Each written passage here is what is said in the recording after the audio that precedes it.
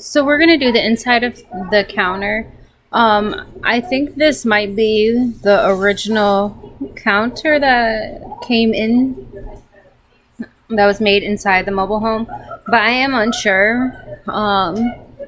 Since the counter is pretty stable and everything, we're just decided that we're gonna keep it. But we did put kills down. We wiped it out with bleach and water first, and then I put kills down, and then we did a coat of white paint, just because if there is any smells or anything like that, we will get rid of them. This is vinyl tile.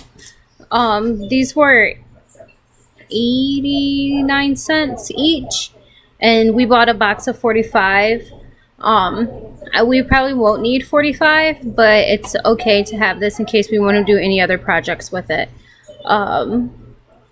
So with this, we bought the tile.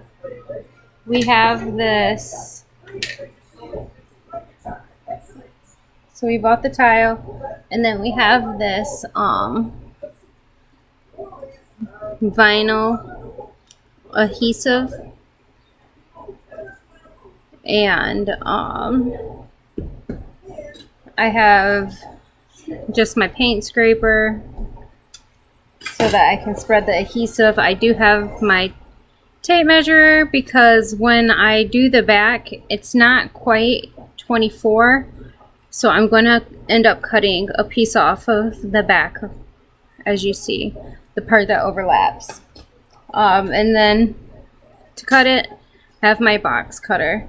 So I think and then for my top shelf, because my two shelves are different sizes, I think I'm going to start in this corner and just push it all the way over, because if you see right there, there's a gap back there, and that's just how it was made. So for the top part, I am going to just leave that gap open because it comes right to the edge right. So for the bottom shelf, what I'm going to do is push it all the way back against the cabinet and just cut out a strip and place it inside here, because it's shorter right there than back here. I know I could cut out the corner and then slide it over and it would be fine, but the reason why I'm not going to do that is just because when it comes to those, there's a couple of them that